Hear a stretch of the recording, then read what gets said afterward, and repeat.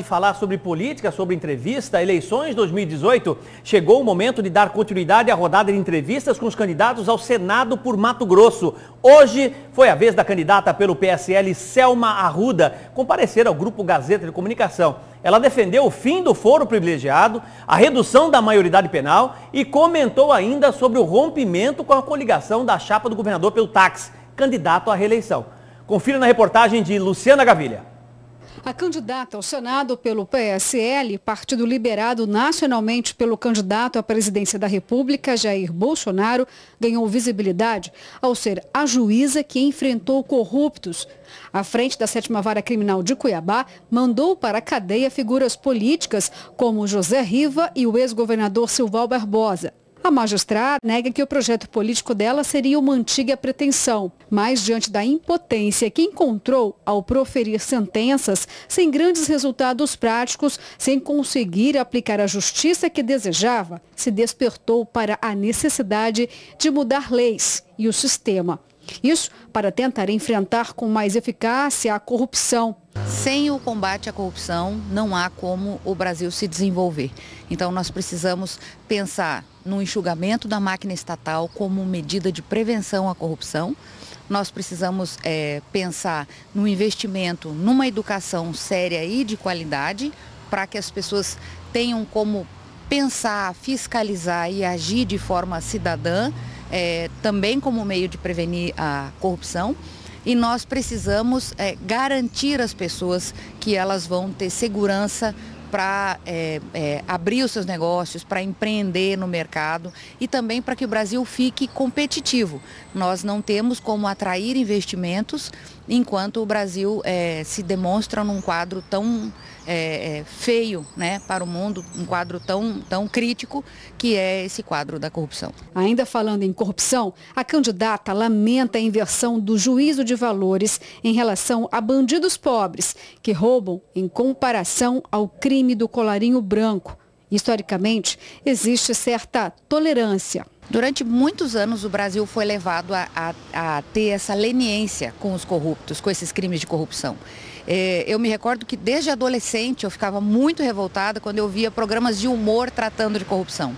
Quando você vê um programa humorístico tratando a corrupção como um fato engraçado, você está levando para o povo, você está formando uma opinião no povo de que a corrupção é um crime de menor potencial, vamos dizer assim. E a corrupção, ela não tem uma vítima concreta, ela não tem uma vítima visível, como por exemplo um roubo, como por exemplo um assassinato que você vê ali o corpo, o sangue, a arma, né? A corrupção, ela faz de todos nós vítimas. Mas eu acredito que depois das operações que aconteceram aqui em Mato Grosso e depois da Operação Lava Jato, principalmente, que desnudou essa questão, que trouxe para as pessoas esse sentimento de asco pela corrupção, as pessoas vão saber ver de outra forma, vão saber ver que a corrupção não é uma coisa mínima, né? Não é uma coisa normal, natural, como nós estávamos, a população estava acostumada a ver anteriormente. Em entrevista à Rádio Vila Real, a candidata reforçou que, se chegar ao Senado, vai defender mudanças na legislação, o que inclui até acabar com o foro privilegiado. Nós temos aí vários políticos que se dizem fichas limpas, mas na verdade eles foram beneficiados com a ocorrência da prescrição dos seus crimes, porque eles foram denunciados em tribunais superiores, que são abarrotados de processos e não conseguem julgar, né, essas pessoas. Então, a primeira garantia da impunidade que essas pessoas têm é a ocorrência da prescrição. Nós precisamos mexer nas regras de prescrição, precisamos mexer no foro privilegiado, no fim de benefícios. Tá?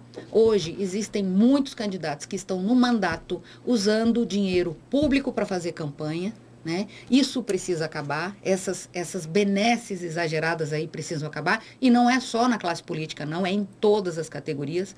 Já no Jornal do Meio-Dia, o apresentador Lúcio Sorge discorreu sobre vários temas, alguns polêmicos. O Instituto da Delação Premiada tem ajudado a colocar muito bandido na cadeia. Mas o que se defende aí, a senhora colocou isso agora há pouco, uma revisão nessa legislação aí da delação premiada. O que é que precisaria mudar, na opinião da senhora? A lei ficou vaga, né? Ela ficou muito vaga. Então, ela permite esses acordos que nem sempre são os acordos que resolveriam o problema. O que eu vejo é que ela tem que ser mais detalhada e, no mínimo, exigir que qualquer acordo seja celebrado mediante, no mínimo, a restituição de tudo o que foi desviado, né? Não se pode admitir um acordo que preveja menos do que isso. A candidata causou polêmica desde o início da pré-candidatura. O grupo do PSDB se manteve descontente com as declarações da juíza aposentada. A candidata chegou a declarar que só estava na coligação da chapa do governador Pedro Tax por questões técnicas e legais. Pediu desculpas aos eleitores por causa disso. Na linha de frente deste desgaste tem o também candidato ao Senado, Nilson Leitão. A candidata o acusa de ter arquitetado um esquema de desvio de dinheiro público na Secretaria de Estado de Educação. E os tucanos não gostaram de ouvir que Selma Arruda disse que não subiria no palanque de investigados. O que parecia inevitável aconteceu. A candidata rompeu no final do mês de agosto com o PSDB e anunciou que seguiria na disputa em campanha independente. Selma Arruda fez um relato sobre problemas relacionados à divisão do tempo do horário eleitoral gratuito de rádio e TV e reforçou a decisão do rompimento com a base na delação do empresário Alain Maluf, ressaltando mais uma vez a corrupção. Eu tenho sentido uma dificuldade da população entender, mas é uma questão de ponto de vista de juiz mesmo, né? Até tempos atrás, eu tinha apenas a palavra de um réu, que era o Alain Maluf. Palavra de réu, sozinha ela não pode valer nada, né? Réu tem o direito constitucional de mentir, inclusive. Quando saiu na imprensa a notícia de que o STF havia homologado um acordo de colaboração premiada, isso passou a ser oficial, porque só se homologa acordo de colaboração quando ele é munido de provas. Então é mais do que a palavra, é mais do que simples dizer, né? Eu já tinha conhecimento daqueles fatos pela palavra de um réu.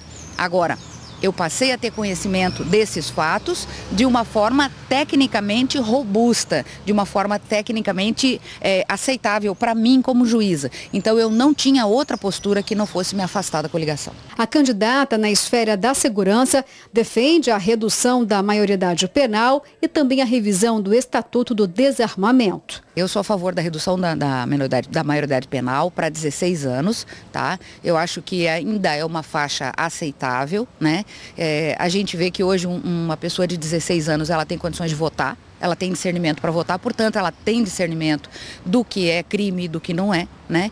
Então, já está passado da hora de se fazer isso e vejo também que o combate à criminalidade, no que diz respeito à liberação do uso de armas, não é só uma bandeira do PSL. Em 2005 nós tivemos um plebiscito e o Brasil decidiu pela liberação do uso de armas. E isso é histórico, está registrado, nós sabemos disso. Então, houve esse plebiscito, a maioria do povo brasileiro votou a favor do porte de armas, mas havia todo um contexto, um movimento pela esquerda no sentido de que isso não acontecesse. Portanto, esse plebiscito foi desrespeitado, a vontade do povo brasileiro foi desrespeitada e nós acabamos, o Congresso acabou editando uma lei completamente contrária. O cidadão de bem hoje não consegue, ter maior dificuldade para conseguir um porte de arma, enquanto o meliante, em qualquer praça, em qualquer esquina aí, compra uma arma por R$50 e sai assaltando e matando.